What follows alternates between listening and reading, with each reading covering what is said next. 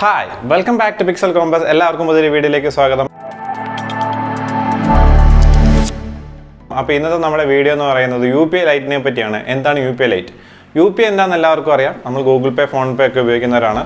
അപ്പോൾ അതിൽ നിന്ന് ഈ UPI Lite എന്താണ് വ്യത്യാസം എന്നുള്ളതാണ് ഇന്നത്തെ വീഡിയോ. സോ നിങ്ങൾ ദിവസം ഒരു 10 രൂപ, 5 രൂപ, 30 രൂപ, 20 രൂപയ്ക്കൊക്കെ പേയ്മെൻറ്റ് ചെയ്യാൻ വേണ്ടി UPI ഉപയോഗിക്കുന്ന ആൾക്കാരാണെങ്കിൽ അവർക്ക് ഏറ്റവും ബെസ്റ്റ് ഓപ്ഷനാണ് UPI Lite എന്നുള്ളത്.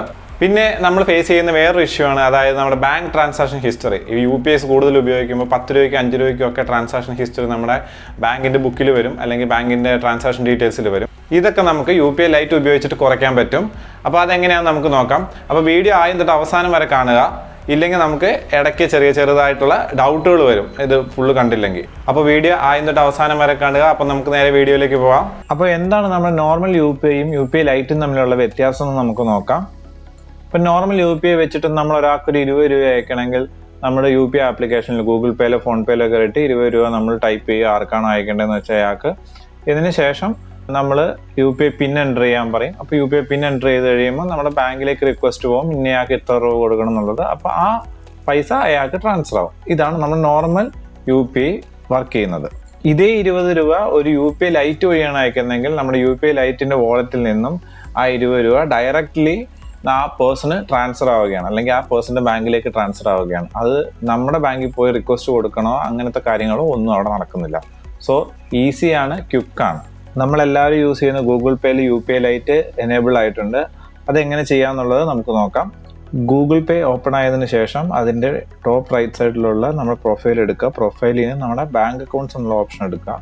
അപ്പോൾ നമ്മുടെ ആഡ് ചെയ്തിട്ടുള്ള എല്ലാ ബാങ്ക് അക്കൗണ്ട്സും അതിൽ കാണിക്കും. അതിൻ്റെ കൂട്ടത്തിൽ UPI Lite എന്നുള്ളൊരു ഓപ്ഷനും കൂടി നമുക്ക് കാണാൻ സാധിക്കും. അപ്പോൾ UPI Lite എന്നുള്ള ഓപ്ഷൻ ക്ലിക്ക് ചെയ്ത് കഴിയുമ്പോൾ ഇങ്ങനൊരു വിൻഡോ വരും. അപ്പോൾ UPI Liteനകത്ത് എന്തൊക്കെയാണ് എൻ്റെ മണി ആഡ് ചെയ്യണം, 200 രൂപ വരെ സ്പെൻഡ് ചെയ്യാം എന്നൊക്കെയുള്ള ഡീറ്റെയിൽസ് കാണിക്കും. എല്ലാ ബാങ്കുകളും UPI Lite സപ്പോർട്ട് ചെയ്യുന്നില്ല. അപ്പോൾ UPI Lite സപ്പോർട്ട് ചെയ്യാത്ത ബാങ്കുകളിൽ നമ്മൾ സെലക്ട് ചെയ്ത് കഴിഞ്ഞ് കഴിഞ്ഞാൽ നമുക്കൊരു മെസ്സേജ് പോലെ കാണിക്കും, സപ്പോർട്ട് ചെയ്യുന്നില്ല എന്നല്ലെങ്കിൽ ഇപ്പോൾ അവൈലബിൾ അല്ല എന്നുള്ള രീതിയിൽ. അപ്പോൾ നമ്മൾ അവൈലബിൾ ആയിട്ടുള്ള ബാങ്ക് എടുക്കുക. അപ്പോൾ നമ്മുടെ അവൈലബിൾ ആയിട്ടുള്ള ബാങ്കിൻ്റെ ലിസ്റ്റ് ഞാൻ ഇവിടെ കൊടുക്കുന്നുണ്ട്. അപ്പോൾ ഈ ബാങ്കുകളിലൊക്കെ UPI Lite സപ്പോർട്ടിംഗ് ആണ്. സപ്പോർട്ട് ചെയ്യുന്ന ബാങ്ക് സെലക്ട് ചെയ്തതിന് ശേഷം കണ്ടിന്യൂ ക്ലിക്ക് ചെയ്യുക. കണ്ടിന്യൂ ക്ലിക്ക് ചെയ്ത് കഴിയുമ്പോൾ നമ്മുടെ UPI Lite അതിനകത്തേക്ക് ആഡ് ആവും. UPI Lite ആഡ് ആയി കഴിയുമ്പോൾ നെക്സ്റ്റ് ഓപ്ഷൻ എന്ന് പറയുന്നത് UPI Liteലേക്ക് നമ്മൾ എമൗണ്ട് ആഡ് ചെയ്ത് വെക്കുക എന്നുള്ളതാണ്. അപ്പോൾ നമുക്ക് 2000 രൂപ വരെ UPI Liteൻ്റെ വാളറ്റിൽ നമുക്ക് ആഡ് ചെയ്ത് വെക്കാം. അപ്പോൾ നിങ്ങളുടെ ആവശ്യാനുസരണം നിങ്ങൾ ആഡ് ചെയ്ത് വെക്കുക. ഞാനിപ്പോൾ ഇതിനകത്ത് 100 രൂപ ആഡ് ചെയ്യുകയാണ്. 100 രൂപ ആഡ് ചെയ്ത് കഴിയുമ്പോൾ ഫസ്റ്റ് ടൈം അതിനകത്തേക്ക് UPI വാളറ്റിലേക്ക് നമ്മൾ പൈസ ആഡ് ചെയ്യുന്ന സമയത്ത് നമ്മുടെ UPI പിൻ ചോദിക്കും, അത് കൊടുക്കുക. അതിന് ശേഷം വാളറ്റിൽ നിന്ന് എന്ത് ട്രാൻസാക്ഷൻസ് നടത്തിയാലും നമ്മൾ UPI പിന്ന് കൊടുക്കേണ്ട ആവശ്യമില്ല. UPI Lite എന്ന് പറയുന്നത് ഒരു വാളറ്റ് സിസ്റ്റമാണ്. അപ്പോൾ ഒരു ഫിക്സഡ് എമൗണ്ട്, ഒരു ലിമിറ്റഡ് എമൗണ്ട് ഈ വാളറ്റിലേക്ക് മാറ്റി കഴിഞ്ഞാൽ അതിൽ നിന്നുള്ള ട്രാൻസാക്ഷൻസിനൊന്നും നമുക്ക് UPI പിൻ കൊടുക്കേണ്ട ആവശ്യമില്ല. സോ അപ്പോൾ ഗൂഗിൾ പേയിൽ ഇത് എങ്ങനെ ആക്ടിവേറ്റ് ചെയ്യാമെന്നൊക്കെ മനസ്സിലായെന്ന് തോന്നുന്നു. അപ്പം ഇതിനകത്ത് ഞാൻ കുറച്ച് ഇമ്പോർട്ടൻസ് ആയിട്ടുള്ള കാര്യങ്ങൾ പറയാം. അത് 2000 രൂപയാണ് ഇതിൻ്റെ മാക്സിമം ലിമിറ്റ് നമുക്ക് UPI വാളറ്റിലേക്ക് ആഡ് ചെയ്യാൻ പറ്റുന്നത്.